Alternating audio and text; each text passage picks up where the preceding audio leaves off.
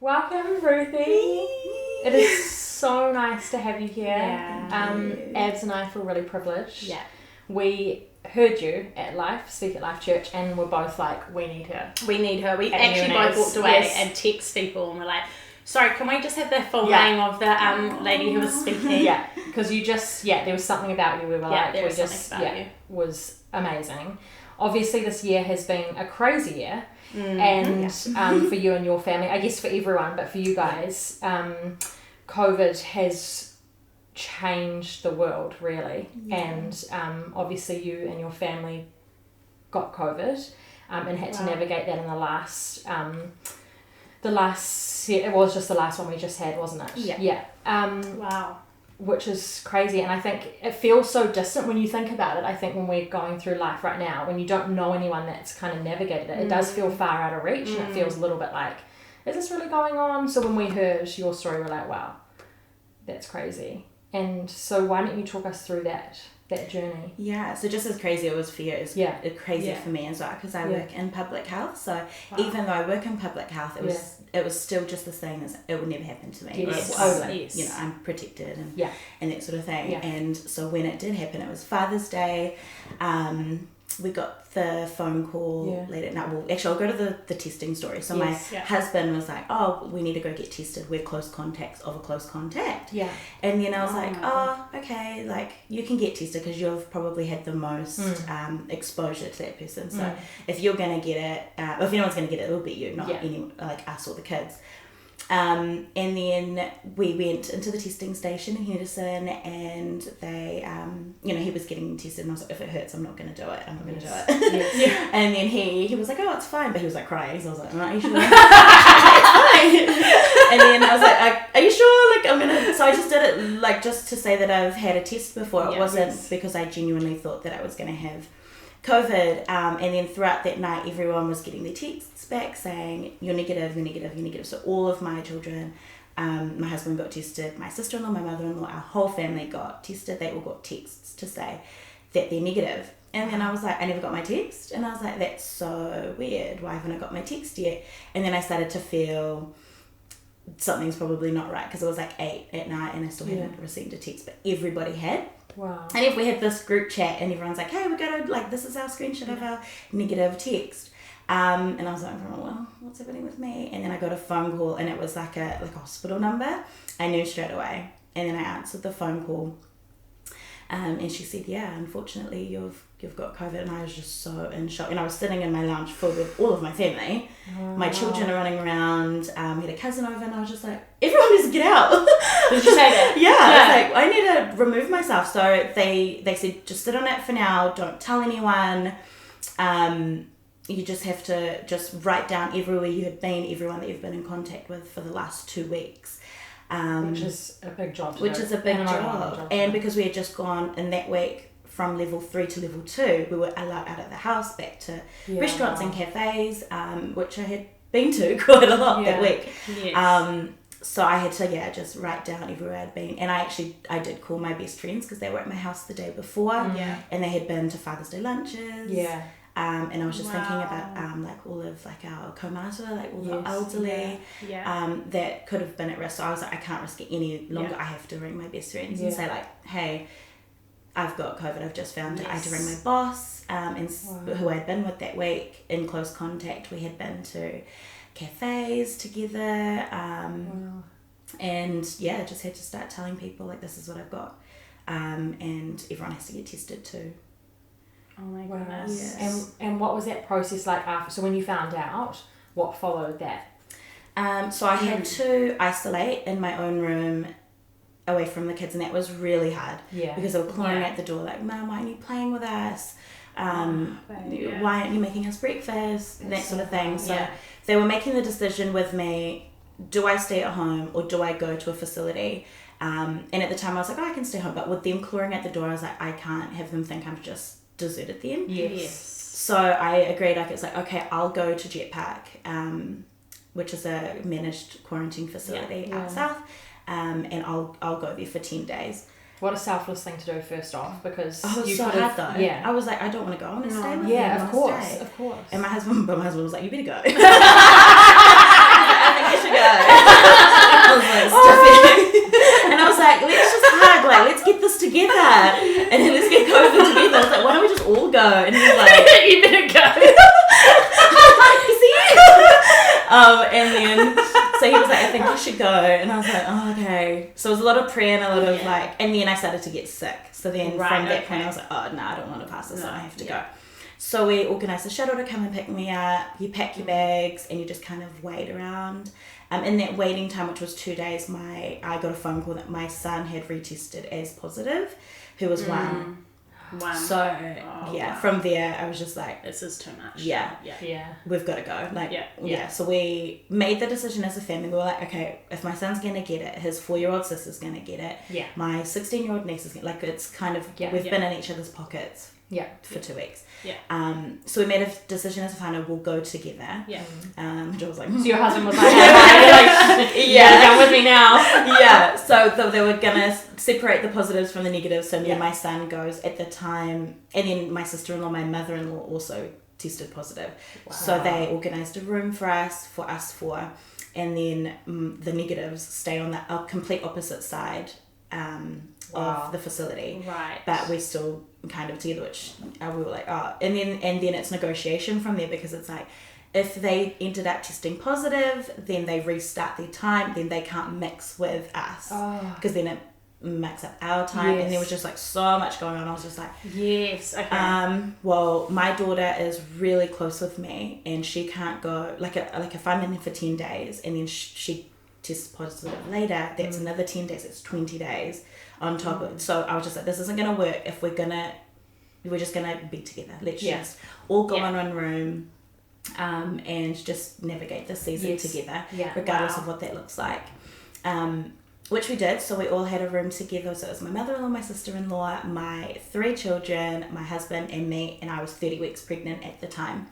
In a 2-bedroom. So it was quite... In 2 bedrooms. Oh my goodness. And sick. And extremely sick. So there's different strains. So I wonder if it's because I was pregnant, I was the most sickest. Okay. And it was the fever, the chills, you can't lie down because it knocks the wind out of you.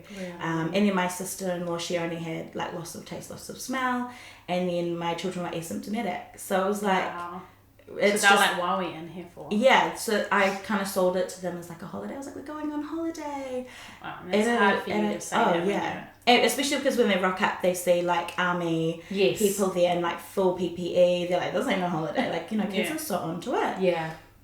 And but they were just angels throughout the whole. I feel like if they had made it, like if they were scared and that sort of thing, it would have made it really difficult for us.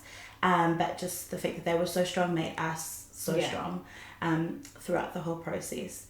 And then so we were there for 10 days, and then I ended up, because I was so sick, I ended up getting pneumonia, and they call it COVID pneumonia, because of the chills. I had to like have cold showers and then sit on the deck and then try and regulate my temp, and in that process I got pneummonia.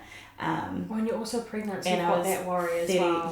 So how do they navigate the help with telling you to do that? Like, is there a nurse at the... So you get daily checks. So you're like full checks, so like blood pressure, oxygen levels, your temperature, and they just come and check you. The more sick you are, the more often they come. So because I was the most sickest, they came every hour practically.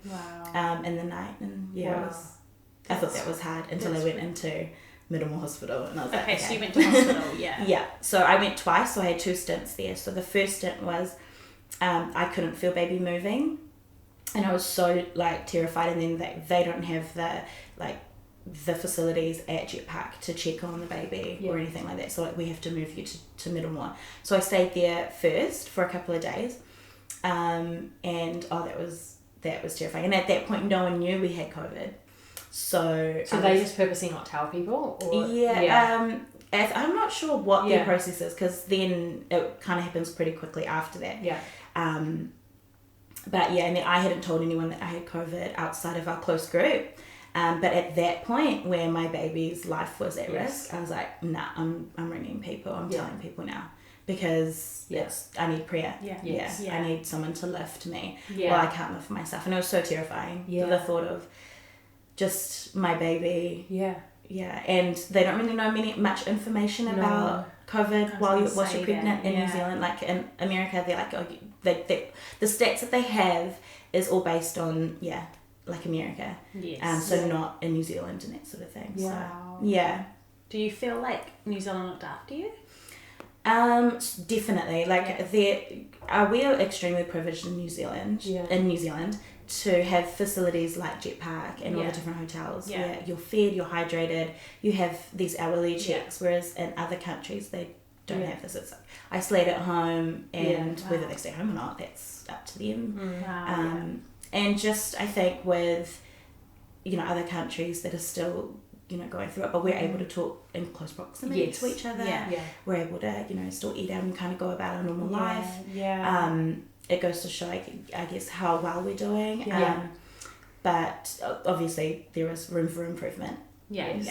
And you would have felt that in some statements and it's a hard thing to make you feel okay when it's an isolated thing of like you can't help but feel like just put in the corner. Because it's isolated. Because they're like dressing these things and they're like so and you're like, oh my gosh. And you do feel like that. And I guess that comes to like the next question of like, there's a whole stigma around it, and I think because we're just naive, like unless you've been in it, you're naive to it.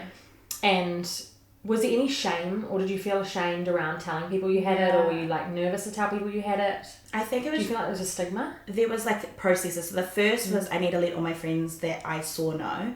So that was like there was no shame or anything like that. But as the days kind of progressed, and I was seeing like everywhere that I had eaten, or like countdown, like everywhere, all over the media. And then the comments about why didn't they just stay home because you're asymptomatic, you don't know you have it. Exactly. Until someone discloses they're a close contact, and it's just a bit of a process. So that's when the shame came. I was like, I don't really want to tell people that I've got COVID. But then the sicker that I got, I was like, actually we really need to tell our church family because we really need the prayer. But COVID stigma is 100% a thing. Like in middle more like when they come in, they're in full PPE, they can't really talk to you. So when you were talking about being isolated, that was the hardest thing because they can't talk to you. I had to wear a mask. I can hardly breathe myself.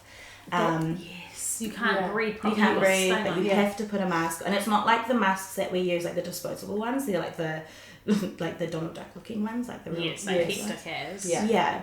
And then when you are getting transported to and from the facility, they take you through the door, which is like where the prisoners go. So they're like, even though like I probably wouldn't have felt shame, but I think the processes around it made me feel like, okay, we're going through the back door. And then when you're walking and you're in the full like shields, everyone obviously knows. Like, so far, you've got COVID. Like I've never seen any like people just like move so quickly. And then even like returning back to work afterwards, and even going back to church afterwards, about how people might perceive. It was nothing about how other people made me feel, but I was just like, oh, are you guys okay to hug, or you're worried about and but thankfully I had my family where we kind of all journeyed this together, that we were like, what do we do when we go back to work or school, and do we like act like everything's okay? And so definitely because you got pneumonia. Is it how to say it? Pneumonia. Pneumonia. I always get that wrong, and it bones me. So you got that on top of COVID. How are you health-wise now? Now, completely fine. I think but while I was in it, it was awful. You can't move. Showering is pretty much, I had this nurse Lena, shout out to Nurse Lena from Middlemore. She gave me bed baths and stuff, and I was just like, I'm so sorry. So how does she do that? So she's just obviously in a gear and stuff. Full PPE, and then she just like kind of shush you, like turn, and you're like turn. And it's so like, oh my gosh, I was just like saying to her, crying, I was like, I'm so sorry. It makes you really appreciate people that give their services like that and spend their days doing that. And because I was like 30 weeks pregnant, I was like, oh my gosh. I can't believe you did that pregnant. Yes, like, I know. Stuff that, that is crap.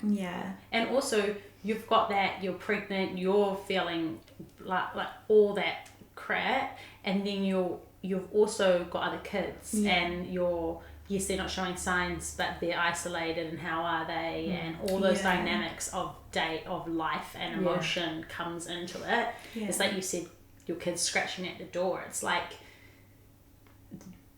that is like, that's a thing of a mum, is you're like, we can't change the situation, but it's still, there's all these emotions within it as well that you've had to navigate. It's, you know, it's been a crazy year, and I think for me it's like, I look at it, and I obviously being from the outskirts of it, do you feel, what would you say to people not taking it seriously? Yeah. Because in New Zealand we are really privileged where we are now, like around the world, and not living like we're living now, you know, in terms of it's all good, we're out, we're talking to people are like breathing in it. Like, yes, totally. And in other countries they're still isolated, you know. And it's not gone.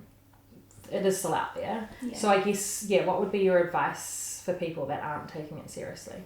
I think the mantra, like, kia kaha, be strong, be kind. It just speaks volume.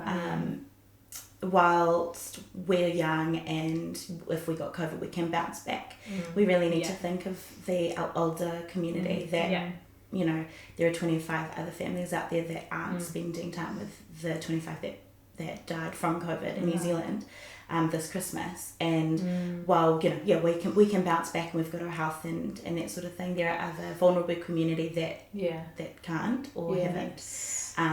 So it's just thinking about others, especially the ones that already have underlying conditions, because their bounce back is not a reality. Oh my gosh, yeah. Oh, that's, you'll be... Do you feel like sometimes when someone is like, say public transport, we're meant to be wearing a mask right now, and you don't see someone wearing a mask, you just like to them, please, just do it. When we left Jetpack and we were like, freedom, my candle. And then like we were like driving and we were like, saw these people just like with no mask, we're like, please put it on. You don't want to be where we were just. And also the people that are saying that COVID's not real and all those dynamics, you've now got this thing of being like, honey, bro, I felt the shivers, man. I'm telling you, it's real. Like, I've been in hospital with it, or like, you know, it's that pull of frustration which humanity has anyway in every life, every area of life. But you have this pull now of really, when you're so convicted and you know something's there, and you know you've experienced it, and then you're going to constantly see people just be average around it. It will be interesting how you then navigate that. What did you learn about God in your hardship? Oh my gosh, so much. He was literally my only friend like while I was in Livermore, like, because he can't talk to anybody else. For 24 hours a day you can't leave that room. It's like a tight air sealed room. Oh my goodness. And so the nurses that would come in and then they would just leave, and they weren't meant to talk to me unless it was just, you know, like these ear pills and that sort of thing. But God showed me his love firstly through people. So the nurses would come in and they'd know that they weren't really allowed to like conversate much outside of medical terms, but they were like, we're praying for you, or can we, so I'm going to get emotional. There was a nurse and she was like, can we let's bless our food together, let's bless your pills together. And I was just like, oh my gosh, thank you, Lord, because when I can't see you or I feel like I don't feel you, you're sending these messages to me through people that I don't even know, and that they're risking their lives talking to me because, they're risking their lives talking to me just to give me a blessing over my food and my pills, and saying that they're praying for me. And so that was the first like kind of like bout of strength that I felt. I was like, okay, cool, God's sending me his messengers. And then I was like, okay, Lord, oh my gosh, like, because at the time I couldn't talk either, so I can't talk because the shortness of breath is so and my expression of worship is through singing. So I was just like listening to worship and just bawling my eyes up, because how I would worship him is that I would sing to him. Oh my gosh, sorry. No.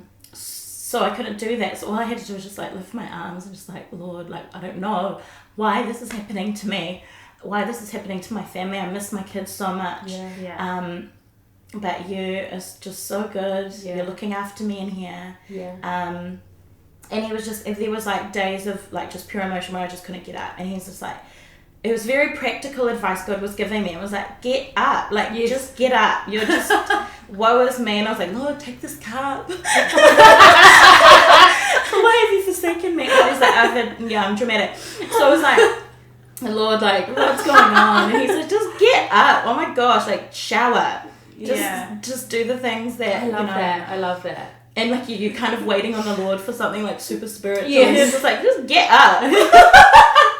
That is so good. Can you turn the shower on for me, please? Just now, the rain. That's exactly what I was saying the other day. It's like God gives us a brain to think, you know, like, and do these, like, just get up. I love that. I love that. And because I was like, but I can't breathe, and like all these things, and he's just like, just get up. And I was like, and I got up and I had a shower, and I was like, oh my gosh, you're right. Stop feeling sorry for myself. It's time to like dig my heels in because the year before I just finished a year in Bible college.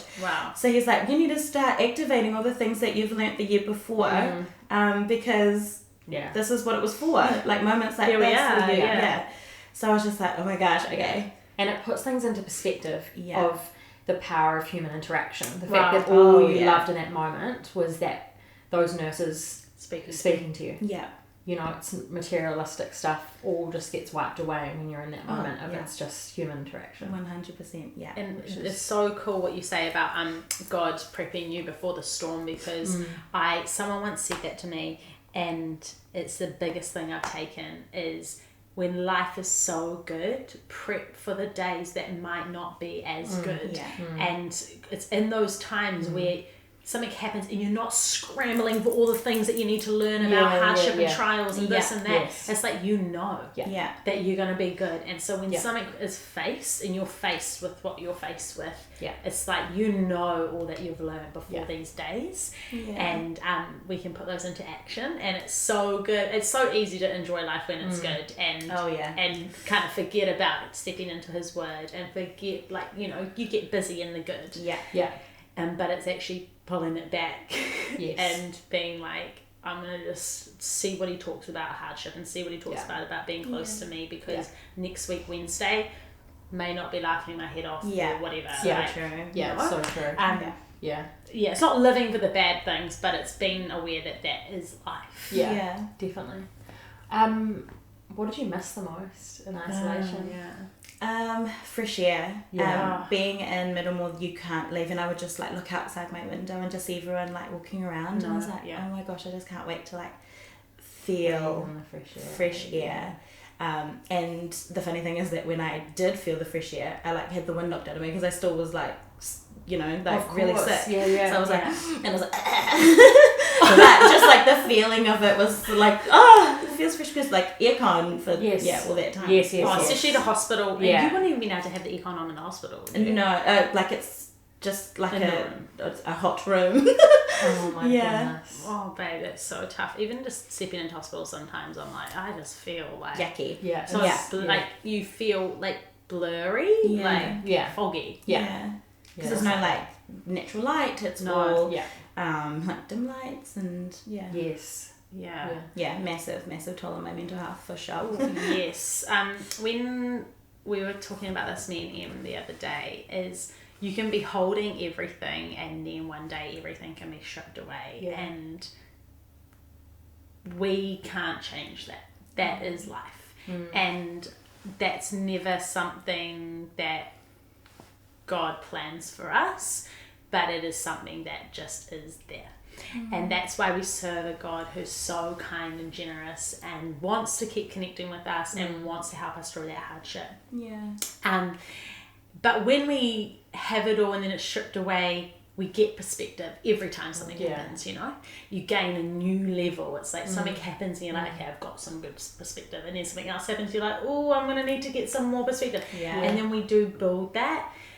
What is the thing that you've gained perspective on, and do you live each day differently from that, what you've experienced through having COVID and being in isolation? You know, like today, just even I saw you walking back to the car with your 2-week-old baby. 2 weeks. 2 weeks, and like you're walking in the sunshine there, and it's like, you look beautiful, your hair is amazing, you look healthy and great, and you know, it's different to what it was when you were, a nurse was wiping you down, like, come on, like, so do you live each day a little bit differently from that? Yeah, so perspective was actually our word in isolation. Was it? Wow. Because when I came back from Middlemore back to Jetpack, everyone, like all my family at Jetpack were like, oh, it sucks here, like, oh my gosh. And I'm like, guys, oh my gosh, tell you where it sucks. we got food. I was eating like a half a potato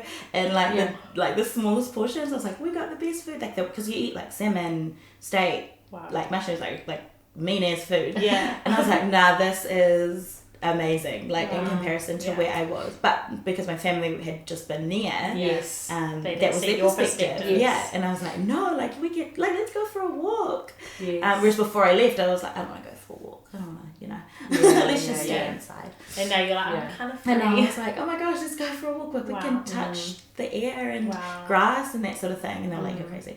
So yeah, perspective was definitely our word in there. And coming back home is just the things that we didn't appreciate that we now super appreciate. So before you know, all this happened, I was like, oh, I hate my curtains, they're yellow, and oh, my bed's so uncomfy, I need a new bed. You come home, you're like, oh my gosh, my bed, I love it. Like, oh my gosh, these curtains, they bring the sun in. Like all these little things that you were just so unappreciative of. And now, like, oh my gosh, so content and like so happy and grateful for the life that we have.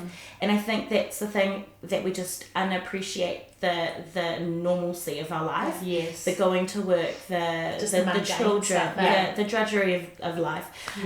But it's not like you said, it could literally be taken away. And in the word it says, you know, our life is but a vapor here.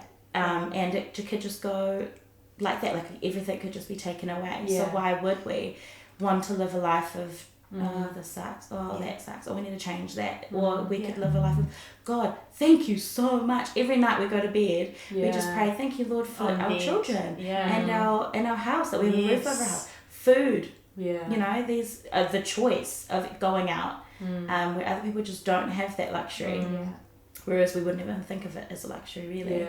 That's so amazing that you've gained that perspective. Not amazing you walked what you've walked, but to get that perspective. To capture that perspective. And I don't know if everybody knows to capture perspective. Like, I think about, we're talking about perspective right now, but there may be people listening that's like, I've never actually thought to like treasure the perspective that I gain, or even think about it in a way of, let's have some perspective. And I think that's good to learn. And even as you said, you do it every night. I think it's even creating traditions around that perspective. So now you do it every night. So you're reminded, because I think we can go through hardship, and for the first wee while we can have perspective, and then we lose it, go back to our normality. But I think if you've created a tradition out of that, like every night, that's, you know, awesome as well. Quite a good practical way to kind of keep that. So would you say, because we've got down here, I guess, what's the silver lining that's come out of this year for you guys as a family? And obviously you've kind of delved on the perspective as a family, but is there anything else, I guess, that you've come out of this that you're like, that's been... Definitely quality time with our family. So you'll never have, because we ended up being in Jetpack for 34 days, and then another 34 days between Jetpack and Middlemore, and then another further 10 days isolating at home with security outside to make sure you don't go anywhere. So the silver lining is that we spent a lot of quality time with my husband, our children, my mother-in-law, my sister-in-law, whereas we would never have that time usually. And that's the silver lining, was just that time that we got to get to know our kids in the different stages of life that they're in. 4 and 2, like 4 and 1 at the time. They are constantly changing and learning. I'm a full-time mum, full-time worker. I study. And so there is time where that was, you know, that quality time we didn't really have. But 34 plus 10, 44 days of just being with each other and learning their little personalities and who they are now was the silver lining. We're like, that's my gosh, they're growing. Like, they're growing so much. And in that time that we were in there, we're like, oh, they're just constantly growing and learning, and they're sponges. And we just, even though we were going through a hard time, we had like really fun times too. We would like stay up and just play games. and like bake and cook and things that we wouldn't really do had we not been in isolation. I think this year is going to change a lot of people. You know, I think we're going to go in, this is actually our last episode for the year, which is amazing and a really awesome one, I guess, to finish the year with. But I think a lot of people are going to go into 2021 different. You know, it has been a crazy year, and for you guys it's been even more so. But I think that's it. It's time. It's creating space to be around your family and Also, did your husband end up catching it? He did. Everyone did. Oh, everyone. Yeah. So you did. Everyone except for my 4-year-old, who's still currently Isn't that crazy? So crazy, because she's been in amongst. She was, in everyone's pockets. Yeah, she's like the bundle of joy that's like talking to everyone, hugging everyone, and she just never got it. So how did they test little kids? Still through the nose. No way. Yeah. Oh, so they would have hated that situation. She especially, because she was asymptomatic, she never had, ended up getting it. They test more often with the non-COVID. So yeah, she still actually suffers. Like if anyone knocks at the door, she's like, "Is that for the nose? Is that for the nose?" No. Because there's that fear of doctors and it's the aftermath as well. And now we're living through the PTSD and especially for that young of not fully understanding or comprehend. They do, but there's still kind of those questions. Goodness. We like to thank people here because we know that we can't do this journey alone or any journey, and we're grateful for our community, and we want people to know to have community, and to, like you called your friends, and once you realize that something might be wrong with your baby, you're like, no, we need prayer, we need people around us. And some people don't know that that's important, and we hope that by thanking people and giving people that acknowledgement, they can see how great that is. So is there somebody that you'd like to thank? We're going to look into this camera. Hey, him, if you could just thank them directly. So there's so many people to thank in our journey through our time in isolation. I especially want to thank my mother-in-law, who, oh my gosh, I knew I was going to cry, who, while we were in isolation, looked after our children, made sure that they were fed, but stayed up all night doing my cold flannels and just looking after me, praying over me while I was in isolation, while I was in Middlemore, ringing her friends to see who could help, who needs to pray for us, just constantly working on my behalf when I felt like I couldn't. So I thank you, my mother-in-law, Alofa in Nielsen, for everything that you've done for us, for my family, for your son, and for your grandchildren. I'm so appreciative of you. I know in the past, we've had quite the relationship, but I love you very much, and thank you from the bottom of my heart. Oh, should we bring it in? Yes, bring it in. Let's bring it in for a hug. Bring it in for a hug.